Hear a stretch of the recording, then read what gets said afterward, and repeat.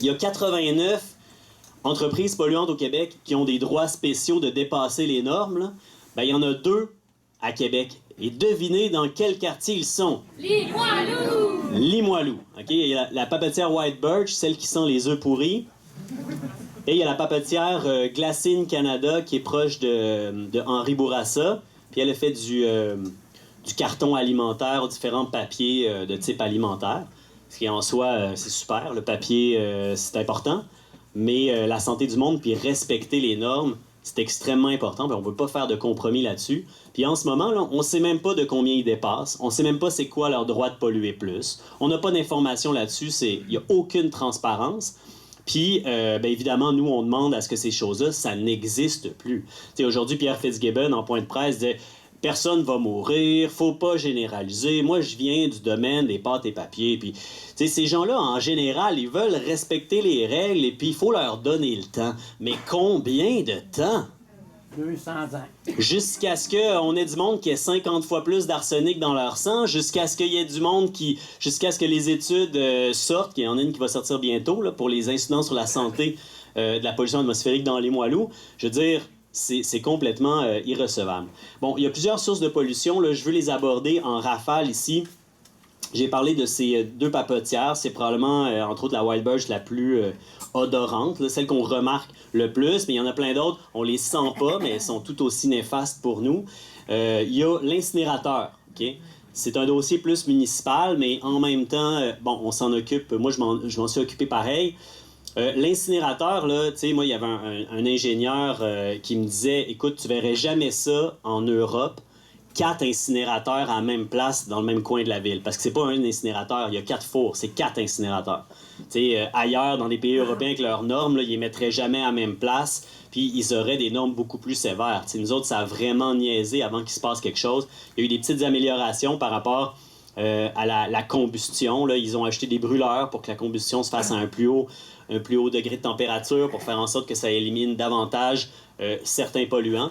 Donc, l'affaire n'est pas aussi pire qu'il y a 30 ans.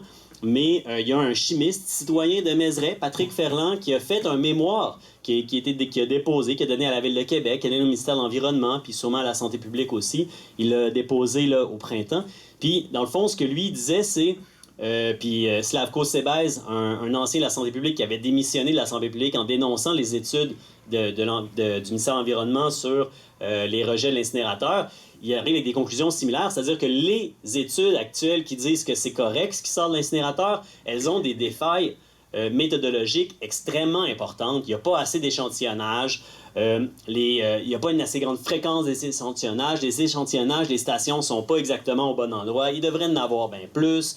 Il y a des données qui ont été exclues parce qu'elles sont aberrantes, puis ça biaise complètement les résultats. Bref, quand tu regardes ça de près, tu te dis aïe aïe. T'sais, un chercheur universitaire là, qui fait des choses révisées par les pairs puis qui publie dans la revue Nature, là, il n'aurait jamais fait une affaire comme ça. T'sais, c'est bien parce que y a personne qui révise. Puis là, quand un citoyen révise, ben là, il se fait dire après ça, on connaissait vos critiques, puis on juge que notre étude est bonne pareil. C'est complètement ridicule. Puis regardez ce qui s'est fait dans le cas du nickel. La hausse de la norme de nickel, là, ça s'est passé dans un espèce de petit décret ministériel qui passe dans des courriels à travers des dizaines et des dizaines de décrets par semaine que personne regarde, des changements de règlement, des petites affaires. Puis à un moment donné, nous autres, on s'en est rendu compte, puis on a alerté les médias aussi, puis on a participé à la mobilisation citoyenne super importante qui s'est faite. Puis là, parce qu'ils sont obligés, ils ont fait une consultation pour la hausse du règlement. Et là, il y a eu une 60aine de mémoires qui ont été déposées. Ils veulent même pas les rendre publics. Nous autres, parce qu'on connaît qui a déposé, on a réussi à en obtenir 40. Puis sur les 40 qu'on a, tout le monde est contre. Il y a personne qui appuie ça. Puis c'est pas juste des citoyens, des citoyens des fois qui présentent leur point de vue, puis disent c'est pas nécessairement des scientifiques, mais des citoyens que ce sont des scientifiques, là, des chimistes, des microbiologistes, puis des spécialistes, des physiciens qui habitent dans nos quartiers, là, il y en a plein, des ingénieurs, puis tout ça, il y en a. Puis ils écrivent des mémoires quand ça arrive. Puis il y a des organisations qui ont écrit des mémoires, puis il y a même le Collège des médecins qui s'est opposé à la hausse du nickel. Il y a les 18 directions régionales de la santé publique du Québec. Toutes les directions régionales de la santé publique du Québec ont dit on s'oppose à ça, ça n'a pas de bon sens. Les bases scientifiques sur lesquelles vous appuyez sont nulles. Il y a une étude d'une personne qui a fait une revue toxicologique qui appuie cette affaire-là. Puis la santé publique nationale, au début, appuyait la norme. C'était le seul allié avec la multinationale Glencore là, du gouvernement. Puis là, finalement, l'Association québécoise des médecins pour l'environnement a dit le type de nickel évalué par la revue toxicologique n'est pas le même que celui qui est transbordé au port de Québec. Celui qui est transbordé au port de Québec, ben, il est encore plus cancérigène. Fait que votre étude, elle permet pas de dire que c'est sécuritaire, la norme que vous proposez. Puis en plus, l'étude toxicologique a proposé une norme de 40 nanogrammes, puis eux, ils l'ont mis à 70.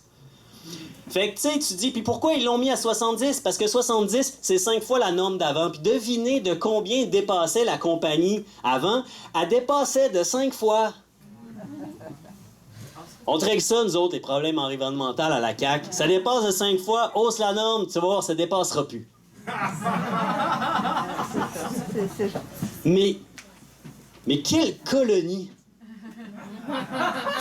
Moi, ce qui me fait capoter là-dedans, là, puis Émilise l'a dit, c'est la lutte pour l'autodétermination qu'il faut faire pour parvenir à faire ça. Dans quel genre de système où le peuple serait supposé être au pouvoir, un gouvernement élu avec 37% des voix et 25% des votes exprimés réussit à faire des changements de règlement à l'avantage d'une multinationale sans appui scientifique?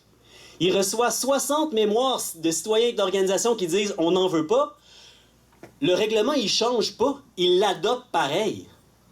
Il est où notre pouvoir? Ça n'a pas d'esti de bon sens. Tu sais, on est le système... Bon, là, je vais faire une petite parenthèse, là. Puis après ça, je vais vraiment vite.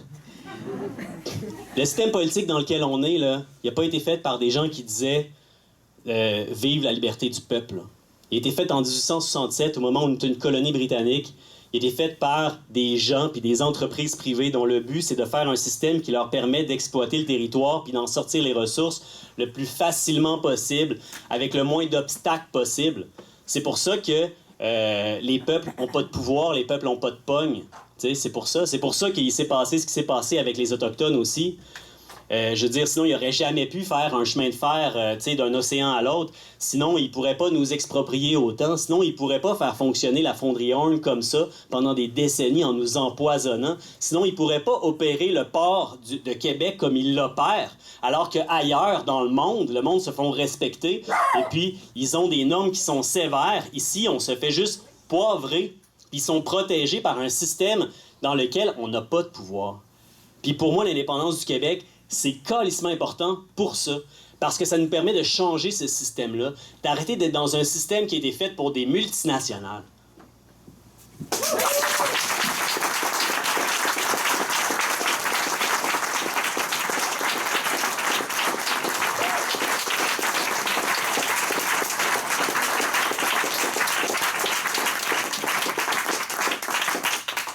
C'est vraiment une mentalité de coloniser qui m'écoeure, là.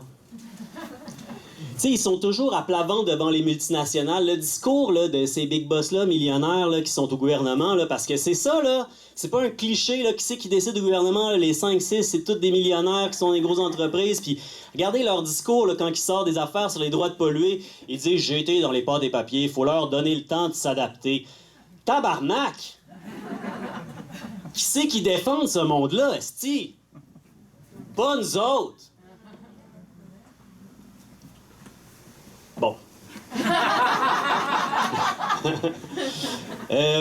Pendant la législature, moi puis Émilise puis Ruba, on a travaillé avec nos équipes de comté, évidemment, sur un projet de loi que j'ai déposé, parce qu'on peut juste le déposer à une personne. Mais c'est un projet de loi pour une meilleure qualité de l'air. Puis ce qu'on a essayé de faire, c'est qu'on a regardé c'est quoi tous les problèmes qu'il y a à Rouen, à Québec, puis à Montréal, parce que c'était nos trois comme régions qu'on connaissait bien. Puis je pense qu'avec ça, on couvre les problèmes pas mal de tout le Québec, là. Puis on a proposé ce projet de loi-là. Et dans ce projet de loi-là, il y a 3 affaires en particulier. Là, c'est qu'on s'est dit il faut instaurer au Québec un vérificateur de la qualité de l'air.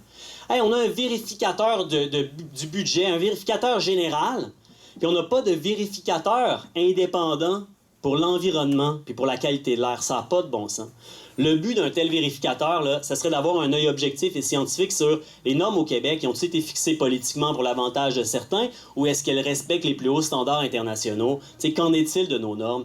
Ce vérificateur-là, ben, on aurait un pouvoir d'initiative citoyen de dire, quand on pense qu'il y a un problème, on fait signer une pétition, puis on oblige le déclenchement d'une étude, même si le gouvernement veut pas, par ce vérificateur-là qui est capable de dire qu'est-ce qui se passe dans ce quartier-là, c'est quoi les sources de pollution, c'est quoi les solutions, puis il ferait il recommanderait des mesures pour que le gouvernement agisse là-dedans.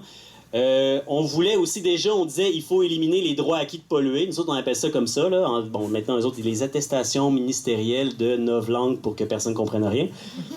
Mais toutes ces affaires-là, on voulait les éliminer déjà. On se doutait pas qu'il y en avait 89 au Québec à éliminer.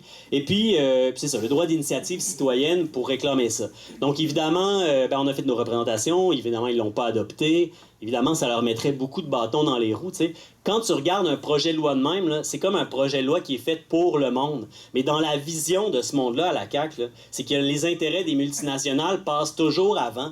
Puis c'est toujours eux autres qui viennent servir. Puis notre santé, là, ben nous autres, on peut bien attendre quelques décennies. Puis nous autres, là, quand même qu'on aurait 50 fois plus d'arsenic, il est-tu mort ou il est pas mort? Elle est pas morte. Bon, mais regarde, personne qui va mourir, c'est correct. C'est une mentalité là, de coloniser. Puis qu'ils se disent, hey, là, on peut pas, tu sais, imagine si on serrait la vis aux entreprises. Ils partiraient, on perdrait 500 emplois. Puis en plus, dans ce secteur-là, les mines, là, on demande quasiment aucune redevance. Fait que, tu sais, on fait tout ça. Puis on les subventionne en plus. La fonderie Horn qui gagne des milliards par année, là, on leur a donné combien de millions pour qu'ils s'adaptent? Tu sais, ils rient dans nos faces, là. Ils font du cash comme de l'eau. Puis là, ils sont là, hey, on va faire semblant qu'on n'a pas assez, puis qu'on a besoin d'argent public. Ben là, franchement, ben ouais, mais regarde, si on peut leur têter 11 millions par-ci, 20 millions par-là, on va le faire. Tu sais, les actionnaires vont être contents. Puis c'est ça qu'ils font, c'est pas beaucoup plus compliqué que ça. Fait que moi, j'étais en tabarnak.